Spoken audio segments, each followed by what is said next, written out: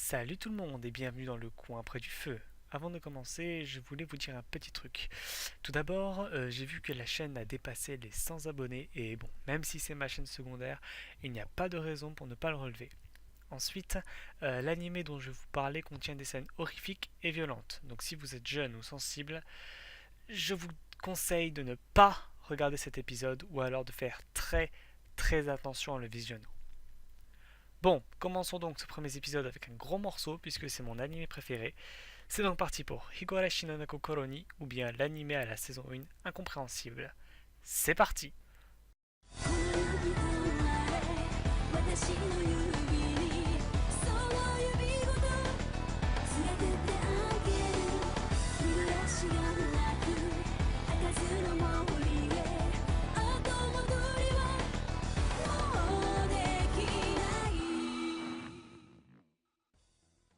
Oh bon sang, qu'est-ce que c'est bon. Donc, Higurashi no Kokoro ni est tiré du roman interactif du même nom, publié par Seventh Expansion en 2002 sur PC et 2007 sur PS2. L'adaptation animée a été réalisée par le studio Dean avec Shaki Kon à la réalisation et est diffusée au Japon en 2007. L'animé a ensuite été licencié en France, enfin seulement la première saison. Bon, commençons par un rapide résumé. L'histoire se déroule en 1983 dans le petit village reculé de Hinamizawa. Nous suivons l'histoire de Maebara Keiichi, un lycéen qui a récemment emménagé dans la région à cause de problèmes qu'il a eus dans son ancienne ville. Le village étant très petit, il s'y fait rapidement des amis, dont Mion Sonozaki, la descendante de la famille la plus affluente du village, Rena Ryogu, une jeune fille à l'aspect fragile et attachante, Satoko Hojo, une petite fille farceuse, meilleure amie de Rika Furude, la fille du prêtre du village, et, un peu plus tard, Shion Sonozaki, la sœur jumelle de Mion. Cependant, Keiichi prend connaissance de faits s'étant déroulés il y a 5 ans lorsqu'un barrage avait été en projet menaçant de plonger le village sous un lac artificiel. En effet, un homme a été tué puis découpé en 5 parties par 5 hommes, et le dernier meurtrier n'a jamais été retrouvé. Mais en parlant à ses amis, ces dernières se braquent et nient l'existence de ce meurtre. Pire, elles semblent commencer à le suivre, le surveiller et le menacer. C'est dans ce contexte que Keiichi va tenter de découvrir la vérité autour de ce village et de la malédiction d'Oyashiro-sama, qui tue et enlève chaque année à la même date 2 personnes depuis 5 ans. La recherche de la vérité va donc l'emmener dans l'horreur et le mènera finalement à sa perte. Hein? Comment ça je vous ai spoilé? Ah non, non mais ça c'est que les 4 premiers épisodes, hein.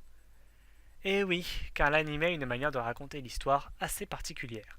La saison 1 est divisée en 5 arcs, chacun reprenant l'histoire de zéro et en se concentrant sur un personnage particulier, apportant chacun son lot de questions. Ne vous étonnez donc pas de voir les personnages mourir en boucle, vous finirez par vous y habituer. Le problème avec cette saison, c'est qu'elle n'apporte quasiment aucune réponse, mais surtout des questions. Ce qui fait qu'à la fin de la saison 1, vous resterez avec un mal de crâne digne des pires soirées arrosées que vous n'ayez jamais vécues. C'est pourquoi je vais découper l'épisode en 2 parties, la première qui traitera de la saison 1 et la deuxième qui traitera de la saison 2 afin d'éviter au maximum les spoils. Donc, commençons par la saison 1. Cette saison est divisée en 6 arcs et les 2 premiers servent donc à poser les bases de l'histoire. Un arc dure entre 4 et 5 épisodes, ce qui fait que la saison dure 26 épisodes. Comme je l'ai dit précédemment, chaque arc dévoile un peu plus l'histoire de chacun des personnages principaux, nous donnant donc des informations sur leur passé et leur caractère. Ainsi, chaque personnage aura l'occasion d'être développé au maximum, nous permettant de nous attacher à chacun d'entre eux. Cette première saison est basée sur l'horreur pure et nous plonge dedans dès les premières secondes. Les personnages sont constamment confrontés à une violence qui semble implacable, tentant vainement de comprendre ce qui leur arrive, ce qui crée une atmosphère oppressante au possible et un immense voile de mystère qui s'épaissit à mesure que la saison avance. Il suffit d'écouter le main theme pour s'en rendre compte.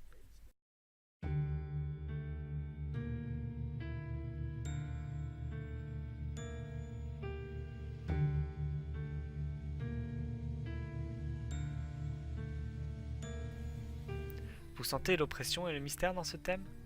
Pour info d'ailleurs, c'est Kenji Kawai, le compositeur des musiques de Death Note, qui a participé au projet.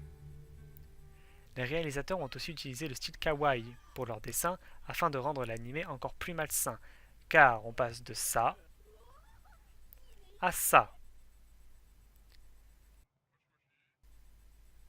Il est vrai que ça rend un peu l'anime schizophrénique, mais bon sang, qu'est-ce que ça rend bien pour l'ambiance. Enfin, si cette complexité est le point fort de cette saison, elle en est aussi malheureusement le point faible. Le problème, c'est que beaucoup de personnes ont abandonné à la fin de la première saison car leurs questions sont restées sans réponse, et il est vrai que cette saison est un mindfuck total. Mais ce qu'il faut savoir, c'est que tout est expliqué dans la deuxième saison, et c'est sûr que si vous abandonnez en cours de route, vous n'allez pas comprendre grand-chose. Pour ceux qui ont déjà vu la première saison mais qui sont sceptiques, on va donc parler un peu de la saison 2. Pour ceux qui n'ont pas vu la saison 1, je vous déconseille fortement de la regarder car elle contient des spoils de la saison 1, ce qui ruine un peu l'intérêt de cette dernière. Donc passez à ce moment de la vidéo. C'est bon? On est prêt? Bon bah c'est parti pour Higurashi no Kokoro ni Kai. Alors, cette deuxième saison s'attarde sur le personnage de Rika Furude et apporte la totalité des réponses qu'attend le spectateur. Qui est Uyashiro-sama? Qui est derrière la malédiction? Un homme ou un dieu? Qu'est-ce vraiment que le syndrome d'Inamizawa? Tout ça, vous le comprendrez en regardant cette saison. Donc, revenons à Rika. Personnage mystérieux depuis le début, on comprend enfin qu'elle est le personnage principal de la série. Cette petite fille voyage à travers les mondes afin de tenter d'en trouver un qui ne finit pas tragiquement, car tout ce qui se passe a un lien avec elle, un lien qu'elle n'arrive pas à comprendre. Aidée par Hanyu, elle voyage donc entre les différentes réalités afin de lever le voile sur Inamizawa et ainsi pouvoir éviter la fin tragique qui l'attend à chaque fois. Rika voyage donc entre les mondes et on découvre avec elle les différentes récurrences qu'il existe entre chaque monde avant de finalement nous donner la clé de l'énigme. Cette saison n'est plus du tout horrifique et repose uniquement sur les mystères d'Inamizawa et de la malédiction. Il n'y a pas grand chose à dire de plus sur la saison car les personnages ont déjà été quasiment tous développés, à part Rika qui, pour le coup, a une saison rien que pour elle. On se prend donc d'attachement pour elle, et nous ne souhaitons qu'une chose, c'est qu'elle réussisse. Car c'est de ça dont nous parle la série. Existe-t-il une fatalité, et si oui, pouvons-nous y échapper? On le comprend durant une jolie réplique de Keiichi durant cette saison. Et je ne me rappelle plus non plus l'épisode, mais je pense qu'à elle seule, elle résume très bien ce que veut nous dire l'anime. Vous aurez le plaisir de le découvrir en regardant la saison. Donc si vous êtes perplexe quant à cette saison et si vous hésitez à la regarder à cause de la première, allez-y, regardez-la et je peux vous assurer qu'après, vous pourrez revoir la saison 1 en comprenant absolument tout. C'est pour ça que j'adore Higurashi. Le scénario est vraiment bien trouvé et toutes les pièces s'emboîtent parfaitement après le visionnage de la deuxième saison. Les personnages sont bien développés et l'ambiance est très réussie. Bref, j'ai cherché un animé qui pouvait rivaliser mais pour le moment, je n'ai rien trouvé. Donc si vous êtes fan d'horreur, de mystère et de sang, pas de gore, sinon allez voir Corpse Party. Foncez, Higurashi saura, ou pire, vous faire passer un très bon moment. Si vous êtes jeune ou sensible en revanche, je vous le déconseille fortement et j'insiste bien là-dessus. Vous ne pourrez pas dire que je ne vous ai pas prévenu. Bon, c'est sur cette fin que je vais vous laisser. Je vous souhaite un bon visionnage, portez-vous bien, pensez à surveiller vos portes. Salut les gens!